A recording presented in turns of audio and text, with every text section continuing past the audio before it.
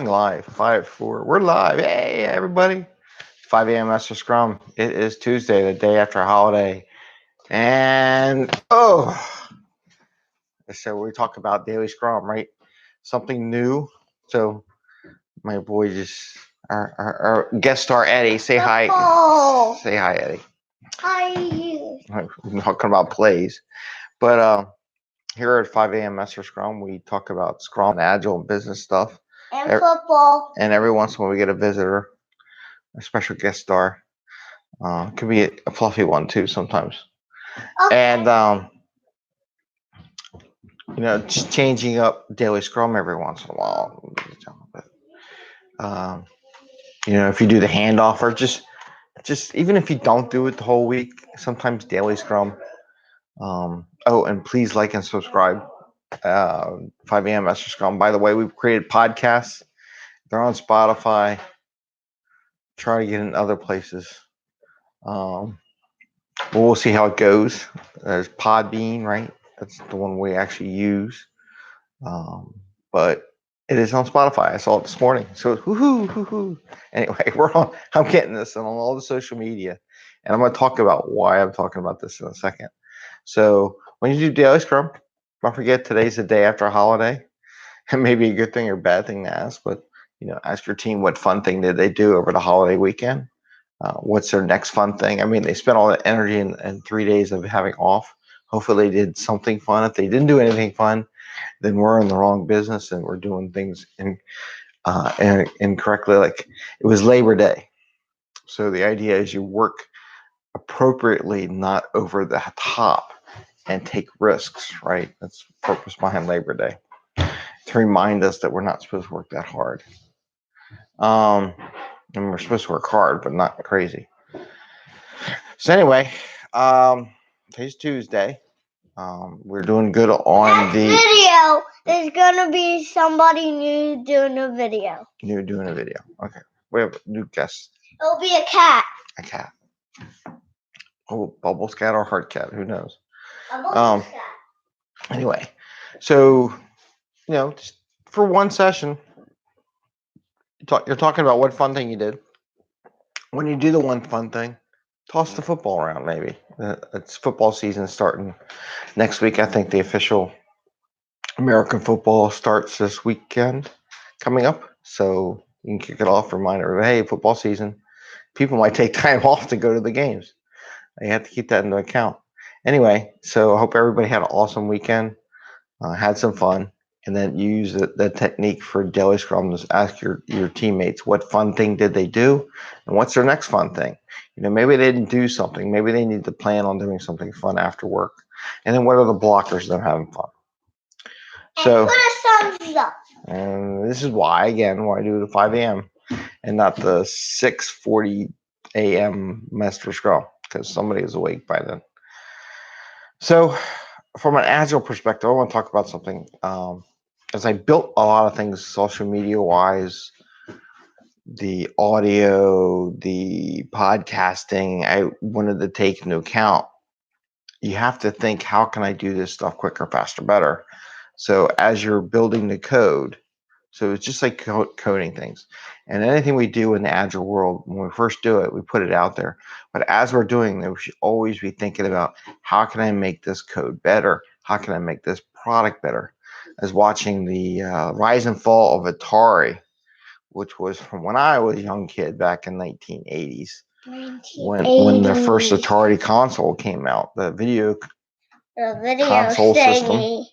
Video, I don't know. Anyway, VCS, I guess they call it. And they rose and fell in a couple of years, where they went from a couple $1 million company to a $5 billion company or something like that, and then crashed because they didn't plan for obsolescence. How are they going to do it better? How are they going to do more tech or obsolete their product line? And they were talking every 6 months. And then it's been a while. You're shaking the table, Bobo. Just don't shake the table. Come on this side. You want to get on there? You go on that side. Oh, thanks, Ed.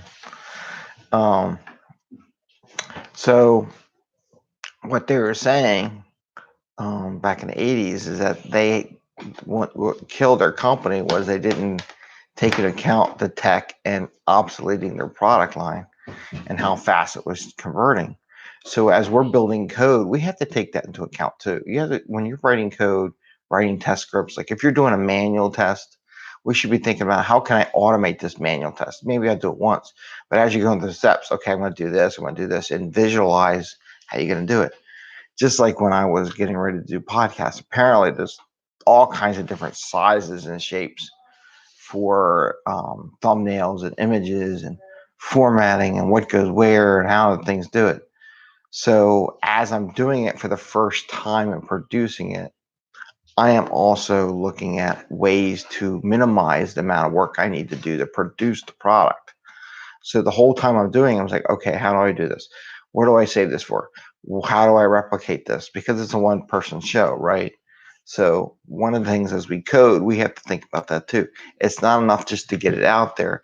It's get it out there. I'm going to obsolete it next sprint and make it quicker, faster, better. Hi, Bubs. Here, I'll take the cat. There you go. Is that better? Are you stuck? Is she stuck in you? No. Okay, she's purring too. Hi, Bubbles. Did you boys take you? No. Uh-huh. Oh, she was awake. Okay, I gotta put her down. Let her go. Watch out, Eddie. Ed, she's gonna scratch you and you're gonna cry. Put her down, dude. Okay, so that was Bubbles, and Eddie brought Bubbles to the show. I'll be the next people to do it in a video. Okay, thanks, Ed. Tomorrow. Okay. Good morning. I'm gonna get up really early tomorrow. I have to. Anyway, just back. I'm sorry if I went off the tangent, but you have to think about how you're going to write the code and refactor the code and make your old code obsolete as you're typing it. You know, you're writing it, you're visually, you're doing it, but you need to release it also. So you need to get it out there so that you can see what it looks like and get the feedback. Is it working the way I want it to? You know, when I'm doing those podcasts or the size of the images and sending that stuff out, I really didn't know because there are instructions on these things. On one page it says something size, and on another page it says a different size, and not everything's been updated through the entire process. So this whole online social media thing and their criteria and what should work, what doesn't work, I'm gonna tell you right now, don't trust any of the paperwork that's out there, and you're gonna have to trial and error yourself. Very agilistic. If you don't do that, or maybe you knew somebody who's been doing it, I mean, that's the other alternative. Someone who's been doing all the way knows what's changed, but even the people that know what changed, things change all the time. So you have to be ready for being able to test that and things like that. So anyway, I'm gonna let it go. It's been 8 minutes. It's gonna be an early one today. But remember, when you're writing code, building test sets, building product, and as you're visualizing it, you want to build it and put it out there so you can visually see what comes on the other side. And you want to think the entire time, okay, that's what it looked like. This is how I did it. Here's how I can do it with less time, because I want to do all this stuff once I produce this in 15 minutes. I want to be able to be on the social medias and also think about what makes the most sense. Like there's some things that I want to do that I really have to be realistic to myself and say, no, I can't do it in the morning before I go exercise, get ready, go to work, feed the kids, take the kids wherever they got to do. But I'll have to do it at night. Okay? So you have to also think about timing. You don't want to kill yourself to produce something that's just that, you know what, sometimes you just say, no, we'll just do it later. And you have to figure your timing. But sometimes you have to say enough is enough. And when you can do the next part, when you have more free time and your clock isn't ticking. Anyway, again, build your code, think about the future, obsolete it as you go. Think of it, the Atari show on Netflix, or I think it was in that, or it might have been on Prime, but the rise and fall of Atari. I recommend watching it. It's a very good show.